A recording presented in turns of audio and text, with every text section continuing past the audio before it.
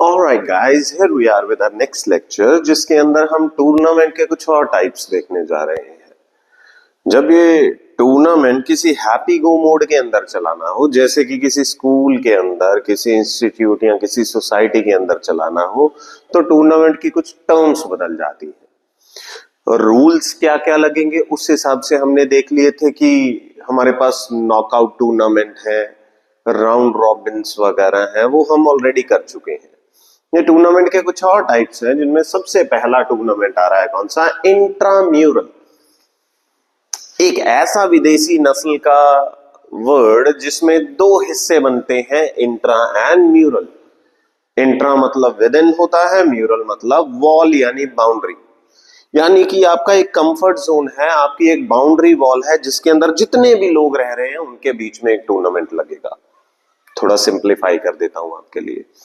एक स्कूल के अंदर, एक इंस्टीट्यूट के अंदर, एक कंपनी के अंदर जितने भी लोग रह रहे हैं या जितने भी स्टूडेंट्स पढ़ रहे हैं, उन सभी का आपस में कोई टूर्नामेंट लगेगा, सभी की मास पार्टिसिपेशन कराएंगे, that is called as intramural. लेकिन क्या होगा अगर मैं उसे एक स्कूल वर्सेस दूसरा स्कूल बना दूं? तब आप उसे एक्स्ट्रा म्यूरल टूर्नामेंट कहते हैं। तो इन दोनों में से जो पहले हमें करना है दैट इज इंट्राम्यूरल। दोनों का अपना अपना केस है। अगर मुझे एक पूल सिलेक्ट करना है कि देखते हैं कि ज्यादा सीरियस ना लेके भी मुझे टैलेंट आइडेंटिफाई हो जाए विद इन द बाउंड्री, तो मैं इंट्राम्यूरल लगवाऊंगा। लेकिन जब मुझे स्टेट लेवल पे प्लेयर्स भेजने हैं तो मुझे मेरे शहर के अंदर जितने भी स्कूल्स हैं, हर एक से एक या दो या जितने भी स्कूल्स हैं उनमें जो सबसे बेस्ट पॉसिबल टैलेंट है उसे पिक करना है। तब मैं बाउंड्री क्रॉस करके कंपटीशन करवाऊंगा, that will B extra mural. तो आई होप आप इन दोनों के बीच का एक कच्चा कच्चा सा डिफरेंस समझ गए होंगे। मेरा यहाँ पे टास्क क्या रहेगा, पहले मैं आपको इंट्राम्यूरल करवाने जा रहा हूं। तो सबसे पहले इंट्राम्यूरल्स है क्या? The meaning of the word intramural is with in the walls, यानी कि एक बाउंड्री है, एक स्कूल है, एक कंपनी है जिसके अंदर जितने भी लोग रह रहे हैं उनका कंपटीशन होगा। In context of sports it refers to a tournament conducted within the walls of a single institution, school और कम्युनिटी। इंट्राम्यूरल कंपटीशन बेसिकली एक इंस्टीट्यूट के अंदर अंदर जितने भी लोग हैं, जितने भी प्लेयर्स हैं, उनके बीच में करवाया जाएगा। Then the tournament may be an event, a game or more than one games and sports conducted in one day, 1 month, 1 year। मान के चलिए कि आप स्पोर्ट्स डे मना रहे हैं किसी स्कूल के अंदर, तो स्कूल का स्पोर्ट्स डे होगा, उसमें किसी और स्कूल का कोई इंटरफेरेंस नहीं है, तो वो इंट्राम्यूरल कैटेगरी में आएगा और वो शायद एक दिन में निपट जाए। हो सकता है हम स्पोर्ट्स वीक मना रहे हो तो वो एक हफ्ता चल जाए। हो सकता है हम कोई मंथ सेलिब्रेट कर रहे हो, जैसे कि मैं कह लूं कि ये एक ऐसा मंथ है जिस दौरान स्कूल का फाउंडेशन स्टोन रखा गया था, तो इस पूरा मंथ हम छोटी छोटी गेम्स करवाते रहेंगे हर सैटरडे को, लेकिन चलेगा ये पूरा मंथ, तो एक पूरा मंथ भी वो चल सकता है। For example we have sports day, sports festival जो वीक तक चल सकते हैं, एथलेटिक मीट जो कि 2 या 3 दिनों की होती है, swimming meet, badminton tournament conducted amongst the houses, classes, hostels, resident, etc. of a school or institution। यानी जैसा कि जनरली होता है कि स्कूलों के अंदर एक रेड हाउस बना रखा है, ग्रीन हाउस बना रखा है, ब्लू हाउस, अशोका हाउस है, टैगोर हाउस है, इन हाउसेस का आपस में कंपटीशन करा दीजिए, है तो वही की स्कूल के।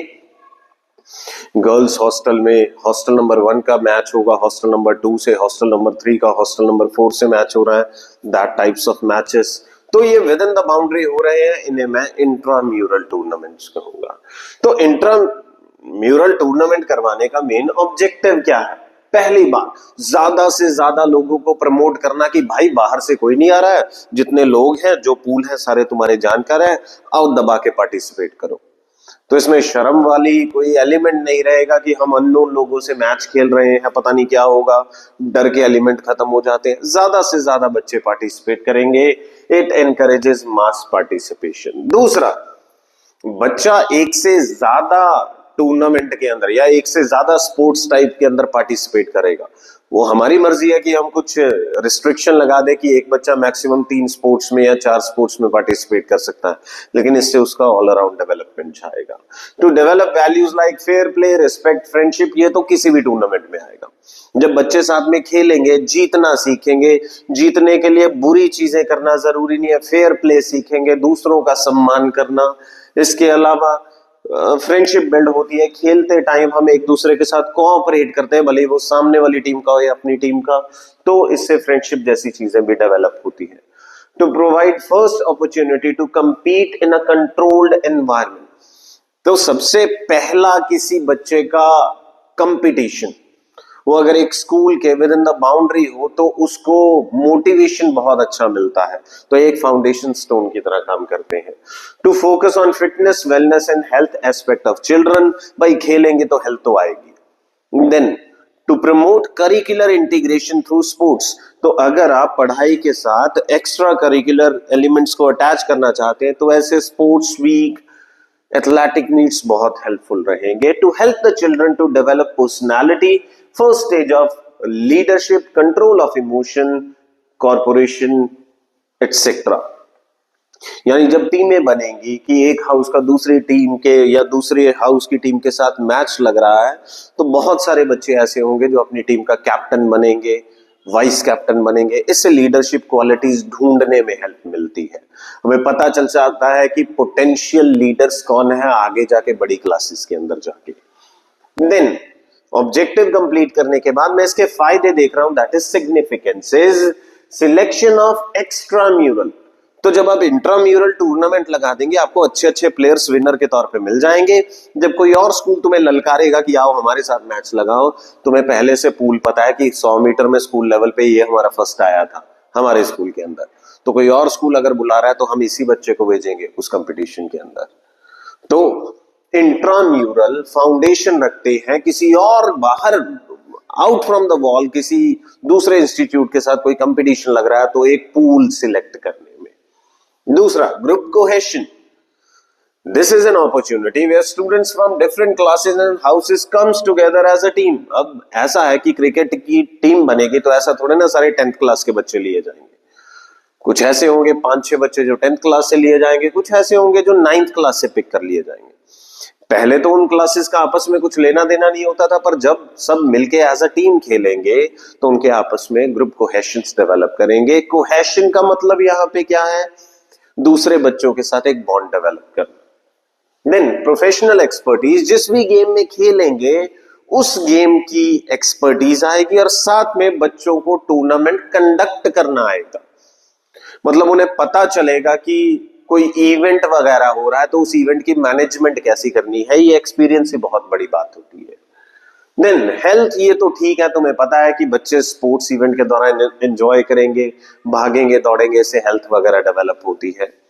Then is recreation, joy and entertainment are the outcomes of intramural physical activities, क्योंकि यहाँ पे कंपेटिटिवनेस बहुत कम रहती है विद इन द स्कूल। जब कोई टूर्नामेंट चल रहा है तो ऐसे में कंपेटिटिवनेस कम रहती है, कंपटीशन की भावना कम होती है। वही अगर किसी दूसरे स्कूल के साथ हो तब इमोशंस और ज्यादा जुड़ जाते हैं। तो यहाँ पे बच्चे हंसना खेलना सीखेंगे रादर देन कि वो बहुत स्ट्रॉन्ग इमोशन लेके फील्ड के अंदर उतरे। मास पार्टिसिपेशन, ये तो ठीक है, वही हो गया कि ज्यादा से ज्यादा बच्चे पार्टिसिपेट करेंगे, ज्यादा से ज्यादा पूल क्रिएट होगा हमारे पास। तो ये सिग्निफिकेंस थे किसके, दैट इज इंट्राम्यूरल। देन हमारे पास आ रहा है कौन सा, extramural. The word extramural means outside the boundary of the wall, यानी एक स्कूल का दूसरे के साथ, एक इंस्टीट्यूट का दूसरे के साथ। ये जोन लेवल पे कंडक्ट किए जा सकते हैं, नेशनल लेवल पे कंडक्ट किए जा सकते हैं, इंटरनेशनल लेवल पे कंडक्ट किया जा सकते हैं। जैसे इंडिया साउथ अफ्रीका की कोई टेस्ट सीरीज हो जाए क्रिकेट के अंदर, तो that will be considered under extramural tournament. Then in sports, extramural tournaments are the tournaments conducted outside or beyond the walls of organizing unit that may be a school, college or institution. Such tournaments are conducted between 2 or more players, teams of different schools, colleges or institution. तो इसमें example क्या बनते हैं, zone level के, मतलब north zone का जिसमें हरियाणा पंजाब की टीमें एक साथ मतलब उन टीमों के मैच लग चुके हैं और उसके बाद में एक टीम बन गई नॉर्थ जोन की टीम। इसका साउथ जोन की टीम के साथ मैच लगेगा जिसमें कर्नाटका, केरला और ये तमिलनाडु और ये जैसे महाराष्ट्र वगैरह हो गया, आंध्र वगैरह हो गया, इन टीमों के प्लेयरों के साथ मैच लगेगा। तो मल्टीपल स्टेट्स का एक जोन बन गया, जोन वर्सेस जोन का मैच लग गया। देन इंटर डिस्ट्रिक्ट, सिरसा का मैच लग रखा है गुड़गांव के साथ, या हम कहें कि मेरठ का मैच लगा हुआ है गाजियाबाद के साथ। तो इस तरीके के टूर्नामेंट लग जाते हैं नेशनल लेवल पे और इंटरनेशनल लेवल पे। तो किसी भी लेवल तक जा सकता है, आप बस बाउंड्री को क्रॉस कीजिए। देन इसके ऑब्जेक्टिव्स क्या है? पहला, to achieve high performance at highest level of the tournament. अब यहाँ पे लेवल इंक्रीज कर दिया है तो परफॉर्मेंस भी अच्छी आएगी, कंपेटिटिवनेस ज्यादा रहेगी। To develop the feeling of integration with other institution. अब नॉर्थ जोन का मैच लगा, उसमें हरियाणा और पंजाब के प्लेयर मिलजुल के काम कर रहे होंगे, इससे ग्रुप कोहेशन बढ़ता रहेगा।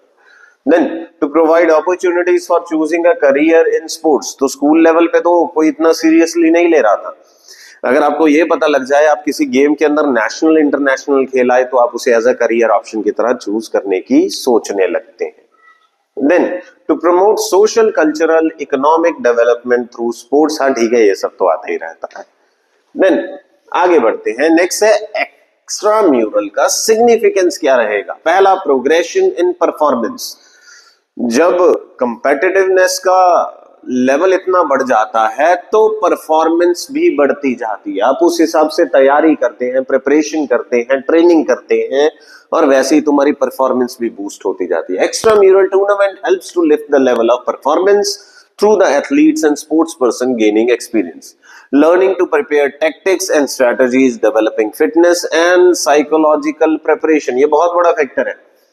मतलब तुम दिमाग से हार गए तो तुम फील्ड पे भी हार जाओगे। भले ही तुम्हारी टीम हल्की हो, लेकिन अगर तुम दिमाग से स्ट्रांग होके जा रहे हो, फिर क्या हो गया, आज शायद हमारा दिन हो, तो प्रोबेबली आप एक अच्छी टीम को हरा सकते हैं। Then psychological factor, they helps to balance psychological factor like stress, confidence, self esteem, emotions and promote qualities like leadership, team building in the students। ठीक है। then level of fitness, अगर आपने परफॉर्मेंस बूस्ट करनी है तो आपको fitness पे तो काम करना ही पड़ेगा। भाई ऐसा थोड़ा नहीं कि 10 मिनट खेल के आप उसके बाद में डग आउट के अंदर जाके बैठ जाए कि आपकी सांस फूल गई है, आप डिहाइड्रेशन फील कर रहे हैं, आपको क्रैम्प्स आ रहे हैं। जैसे T20 के प्लेयर्स जो होते हैं वो टेस्ट मैच क्रिकेट के लिए फिट नहीं हो पाते हैं, कारण फिटनेस का लेवल उतना अच्छा नहीं होता है कि लंबी गेम खेल सके। और जो टेस्ट वाले होते हैं वो इतना थ्रेशोल्ड नहीं झेल पाते हैं कि एकदम से परफॉर्मेंस पीक देना जैसा कि T20 के अंदर रिक्वायर्ड होता है।